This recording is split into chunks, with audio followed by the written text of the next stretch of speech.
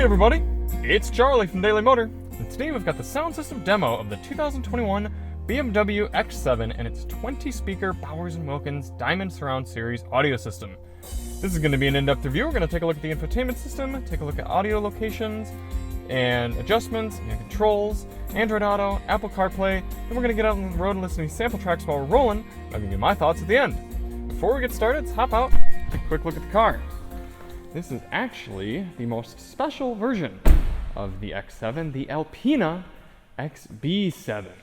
So featuring a 4.4-liter twin-turbocharged V8 motor, this thing is just about as luxurious as you can get with the X7. But the sound system remains the same. If you do want to see more on the car, check the links in the description. We've got a minimized highway fuel economy test and a DM test drive, of course. Awesome car, very unique, love spending time with it. If you don't care about any of this stuff at the beginning, you just want to get to listening to the music, click ahead in the videos. We've got chapters to get you right to the tunes. So we always do these tests with lossless, uncompressed WAV audio files on a USB stick plugged directly into the system, and high-quality binaural microphones in both of my ears, giving you the most realistic audio system demo on YouTube. We also do the test with the sound settings set to their factory defaults, so let's take a look at those now. The excellent BMW iDrive system. And right here you can either touch or use the rotary knob, which on this car says Alpina very nicely in it. When we're going in here to sound settings, you notice a few changes to your standard BMW system. Starting up at the top, you've got individual entertainment or theater mode. So in individual, it says all vehicle passengers can tune into different radio and media playback. Sound in the rear is played through the headphones. In theater mode, the sound in the rear is played through the speakers. So technically you'd want that on, I would think.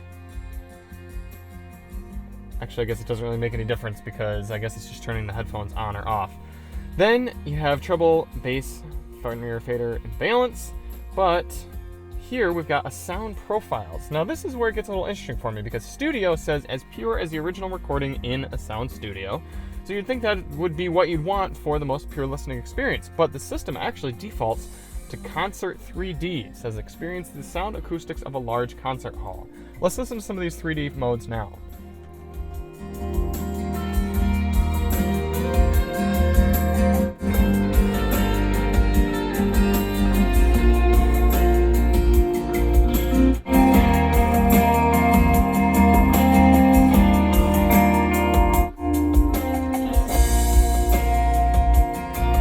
And you can also change the intensity here.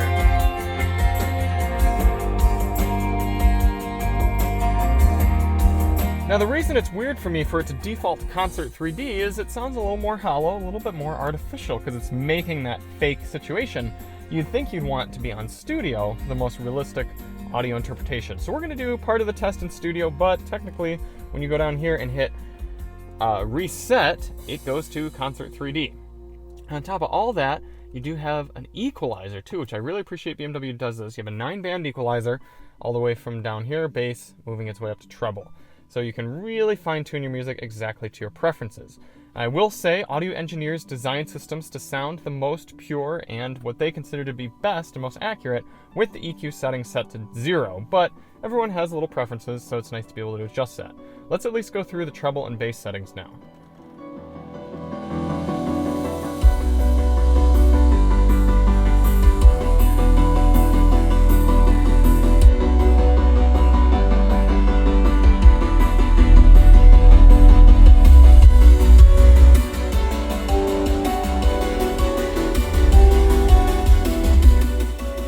So plenty of different options for adjusting exactly how you want to experience your audio here in the top level Bowers & Wilkins system, the X7. For audio controls, you have this nice volume knob. It's got good clicks, easy to grab for both the passenger and driver. Then you have right side steering wheel clicker adjustments. Track selection, you can use these physical buttons. You can use the rotary knob if you're on the right screen, touch screen if you're on the right screen, or either back and forth on the steering wheel, or on top of that, the scroller knob, which you're not going to really be able to see, but on the head-up display is letting me scroll through my playlist. I like that option. For audio inputs, you have your standard AM, FM, Sirius XM satellite radio, Spotify streaming built in, Bluetooth, wireless Apple CarPlay and Android Auto, I like to see that, USB-C, USB-A, and that is it. You might be able to get an optional disc player, but this car does not have it. So what does that mean you're missing? Well, there's no 3.5mm auxiliary input jack, but other than that, you've kind of got everything you want. I mean, there's no CD player either in this one, and if you can't actually option that, then that's something missing as well. Speaker locations. As I said, this is a 20 speaker system. We got a few unique ones, including a little bit of light action going on in the tweeters right there. Hopefully you can see some down low as well. But starting in the bottom left, you've got 1, 2, 3, 4, 5, 6. Underneath the speakers, subwoofers, 7, 8. Moving into the back. 9, 10, 11, 12. Up above, 13, 14, 15, 16. In the back, 17, 18, 19, and 20. So good mixture of tweeters, mid-ranges, some woofers, makes for a good sound in all the seats. Speaking of that, let's actually turn the volume up and sit in the second row and listen to it.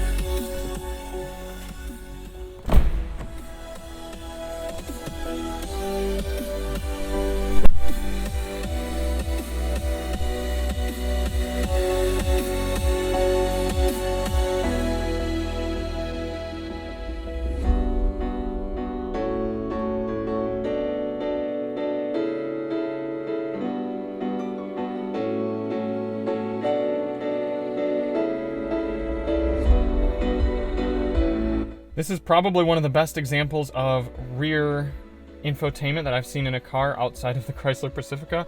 You have so many of the controls that you get up there back here as well. So you can see I've got that volume adjustment. I can also try and change tracks, change some of the sound settings. Let's see if I click media right there. Yep, I've got full media screen. I've got the full sound settings. I can screw with the treble. I can change the sound profile. So let's actually switch to this Lounge 3D for the rear seat, see how it sounds.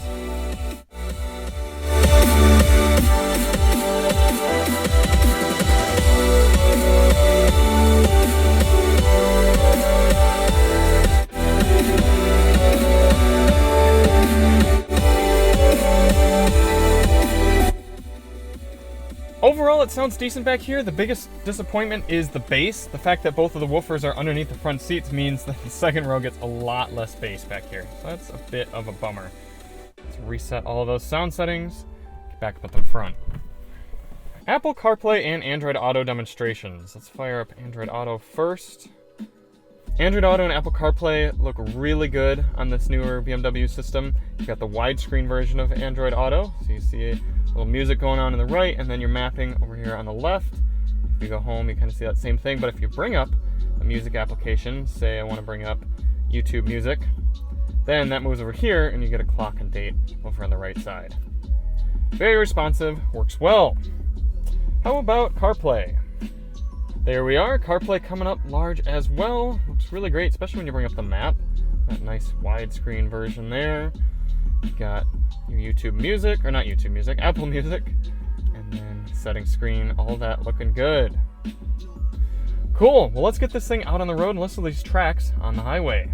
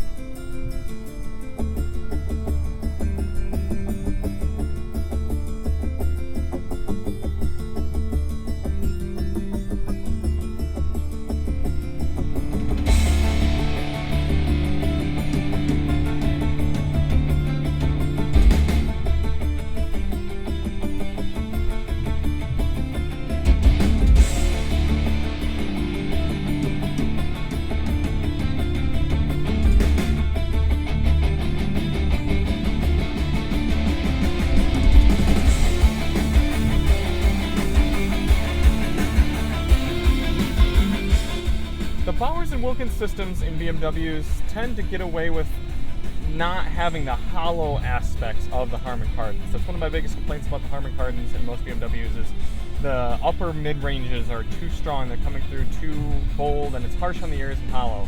This doesn't do that. It's got a good amount of balance. The basses are low, especially those mid-tight basses. I like that coming from right underneath the seat. Those are good. I would like a little bit of a higher sound stage. They could do a little bit more, just kind of raise the sound stage up a little bit more eye level, noticing it a bit low.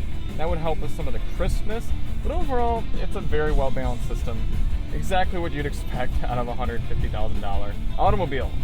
For this next song, we'll listen to it at standard settings for the first part, and then we'll turn the bass all the way up.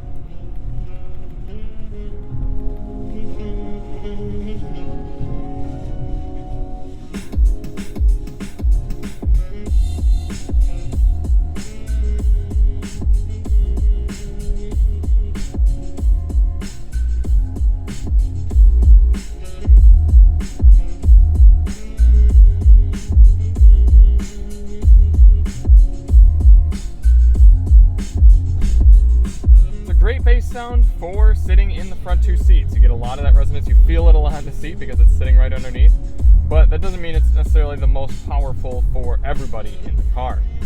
A few other things I should mention with this system is I forgot to mention earlier, you can also use gesture controls to change the volume. You can go like this, and you can change the track by going just like that.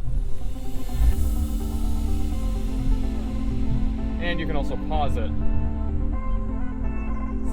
somehow like that. Usually I have gesture controls off because they often get accidentally activated.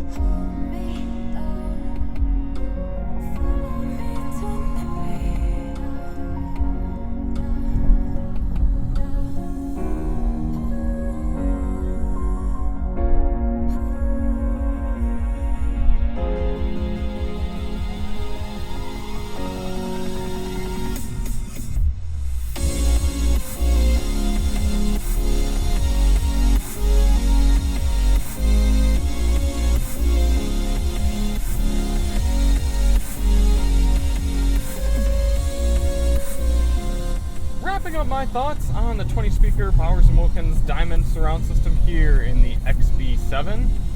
It's very good as you'd expect for this price point of car. I mean, even the upper trim, kind of mid to upper trim X7s, you can get this system.